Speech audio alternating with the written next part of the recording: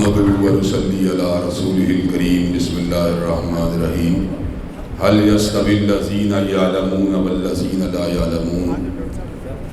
حضرات گرامی قدر، اللہ تعالیٰ کے فضل و کرم سے ہماری تحریک کی اساس 5 چیزوں کے اوپر ہے، اور ان 5 باتوں کو انشاءاللہ ہر بات کے اوپر 30 سے 35-40 سیکنڈ تک اپنی گزارشات کو آپ حضرات کے سامنے رکھوں گا۔ پہلی بات جس کے اوپر ہماری تحریک کی بنیاد ہے وہ ایمان ہے۔ اللہ تعالیٰ کے فضل و کرم سے ہم عقل کو نیچے رکھتے ہیں اور وحی اور ایمان کو اوپر رکھتے ہیں۔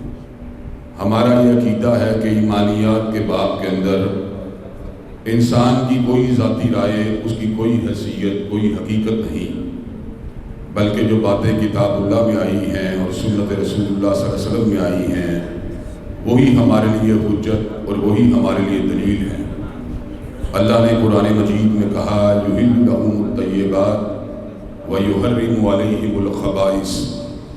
نبی کریم صلی اللہ علیہ وسلم پاکیزہ چیزوں کو حلال کرتے ہیں اور خبیث چیزوں کو حرام کرتے ہیں۔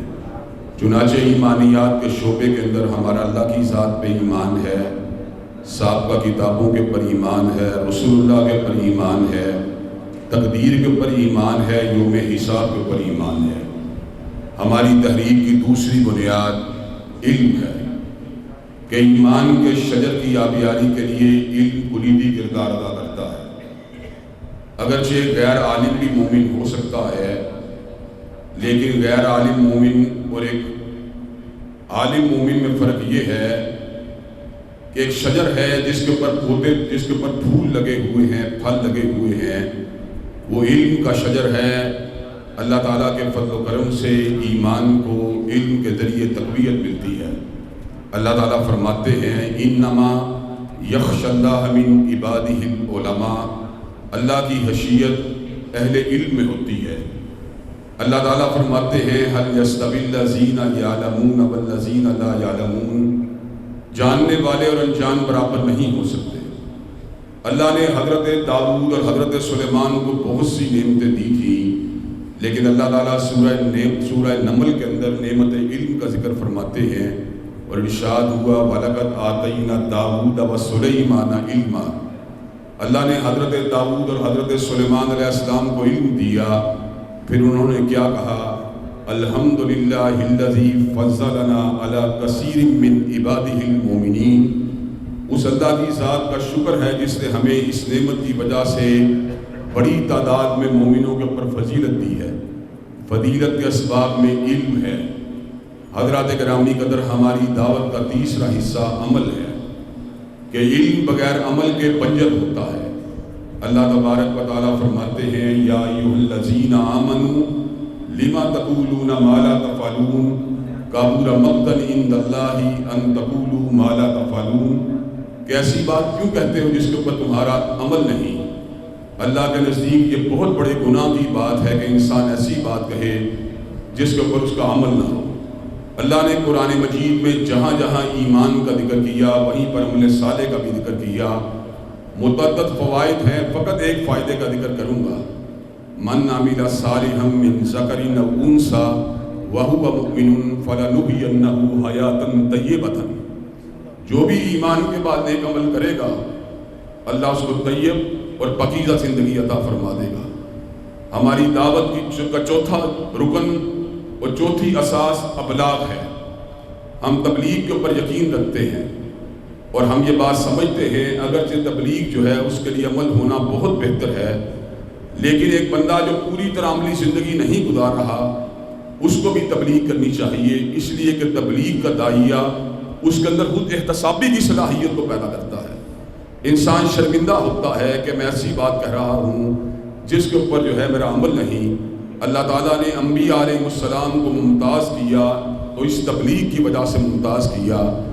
اللہ نے کئی انبیاء کا ذکر کیا، حضرت نوح کا ذکر کیا، حضرت ہود کا ذکر کیا، حضرت صالح کا ذکر کیا، حضرت شعیب کا ذکر کیا، حضرت لوط کا ذکر کیا، اور ان سب کی دعوت کی اساس یہ بتلائی کہ وہ اپنی دعوت کے بدلے اللہ تبارک و تعالیٰ سے اجر کو طلب کیا کرتے تھے۔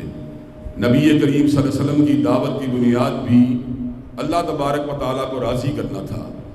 ہم دعوت کے اوپر یقین رکھتے ہیں، اور ہمارا یہ نقطہ نظر ہے کہ انسان مدنی الطبع ہے، سوشل اینیمل ہے۔ جب انسان کہیں پر جا کے کسی سے رابطہ کرتا ہے تو اس سماجی رابطے کے دوران یا تو اس کا اثر ہمارے اوپر آتا ہے یا ہمارا اثر اس کے اوپر جاتا ہے۔ چنانچہ خیر کے اوپر عمل کرنے والوں کی ذمہ داری ہے کہ شیطانی اور شر کے اثرات کے مقابلے میں فوراً سے پہلے خیر کی دعوت کو دینا شروع کر دے، تاکہ دوسروں کے اثرات ہمارے اوپر نہ آئیں بلکہ ہمارے اثرات ان کے اوپر جائیں۔ اور حضرات گرامی قدر، ہماری دعوت کا آخری نقطہ تنفیذ ہے، یعنی جو باتیں اللہ تعالیٰ کے فضل و کرم سے ہمارے علم میں آ چکی ہیں، جن کے اوپر ہمارا عمل ہے اور جن کی ہم تبلیغ کرتے ہیں، ان کو اپنے اپنے دائرہ کار میں نافذ کرنے کی بھی کوشش کریں۔ اللہ تبارک و تعالیٰ فرماتے ہیں، یا ایھا الذین آمنوا قوا انفسکم واہلیکم نارا وقودھا الناس والحجارہ، اے ایمان والو اپنے آپ کو بھی آگ سے بچاؤ اور اپنے اہل خانہ کو بھی آگ سے بچاؤ۔ چنانچہ بطور والد اپنے بیٹے کو نماز پڑھانا، اس کو داڑھی رکھوانا، اس کی تہمت کو اس کے ٹہنوں سے اوپر کروانا، اپنی بہو بیٹی کے پردے کا تحفظ کرنا، یہ میری ذمہ داری ہے۔ اور میرا دائرہ کار اگر میں منتظم ہوں کسی ادارے کا تو اس ادارے کی حد تک ہے، اور اگر اللہ تبارک و تعالیٰ مجھے سلطہ دیتا ہے، اللہ مجھے طاقت دیتا ہے، تو اس پورے کے پورے خطے کے پر اللہ تعالیٰ کے قوانین کا نفاذ یہ ہماری موومنٹ کی ذمہ داری ہے۔ اللہ تبارک و تعالیٰ واضح طور پہ اعلان فرماتے ہیں، وَمَن لَّمْ يَحْكُم بِمَا أَنزَلَ اللَّهُ فَأُولَٰئِكَ هُمُ الظَّالِمُونَ وَمَن لَّمْ يَحْكُم بِمَا أَنزَلَ اللَّهُ فَأُولَٰئِكَ هُمُ الْفَاسِقُونَ۔ جو اللہ تعالیٰ کے نازل کردہ شریعت یعنی کتاب و سنت کے مطابق فیصلے نہیں کرتے، وہ ظالم ہیں، فاسق ہیں، اور اگر بغاوت میں آمادہ ہوں اور بالکل اللہ تبارک و تعالیٰ کے مقابلے میں محاذرائی کرنا چاہتے ہوں، تو اللہ تبارک و تعالیٰ یہاں تک اعلان فرماتے ہیں، وَمَن لَّمْ يَحْكُم بِمَا أَنزَلَ اللَّهُ فَأُولَٰئِكَ هُمُ الْكَافِرُونَ۔ تو ایسے لوگ جو ہیں وہ منکرین میں شامل ہیں۔ حضرات گرامی قدر، یہ آخری نقطے کی وضاحت تھوڑی سی کر دینا چاہتا ہوں۔ ہماری سیاسیات کی بنیاد در حقیقت وضعی قوانین کے خلاف ہے۔ ہماری سیاسیات کی بنیاد در حقیقت ان امور کو چیلنج کرنا ہے جو شریعت کے ساتھ مطابقت نہیں رکھتے۔ ہمارے پاس اگر اللہ تبارک و تعالیٰ نے قوت گویائی دی ہے تو قوت گویائی سے کام لیں گے۔ جس طرح اگر صوبے کے اندر عورت کی سربراہی ہے تو زبان سے اس کا رد کریں گے، اور اگر اللہ تعالیٰ نے سلطہ دیا تو کبھی کسی عورت کو اپنا حاکم نہیں بنائیں گے۔ حضرات گرامی قدر، اللہ تبارک و تعالیٰ کے احکامات کے مطابق فیصلے کرنا یہ ہم سب کی ذمہ داری ہے۔ اللہ نے حضرت داؤد کو اس بات کا حکم دیا، فَاحْكُم بَيْنَ النَّاسِ بِالْحَقِّ، کہ آپ لوگوں کے ساتھ درمیان فیصلہ حق کے ساتھ کیا کریں۔ نبی کریم صلی اللہ علیہ وسلم اس بارے میں کتنے حساس تھے کہ آپ نے بنو مخزوم کی فاطمہ کی سفارش کے اوپر کیا کہا تھا، لَوْ أَنَّ فَاطِمَةَ بِنْتَ مُحَمَّدٍ سَرَقَتْ لَقَطَعْتُ يَدَهَا، کہ جہاں پہ اللہ کے احکامات کی بات ہوگی میں اپنی بیٹی کو بھی استثناء نہیں دوں گا۔ تو حضرات گرامی قدر، اللہ کی زمین کے اوپر اللہ کے احکامات کی تنفیذ کرنا یہ بھی ہماری ذمہ داری ہے۔ اللہ نے قرآن مجید میں حدود و تعزیرات کا ذکر کیا، لیکن آج ان کا نفاذ ہمارے بس میں نہیں، لیکن اس کی تمنا رکھنا، اس کے لیے رائے عامہ کو ہموار کرنا، اور اگر اللہ سلطہ دے تو اس کا نفاذ کرنا، یہ بھی ہماری ذمہ داری ہے۔ ایک مثال دے کے اپنی بات ختم کروں گا۔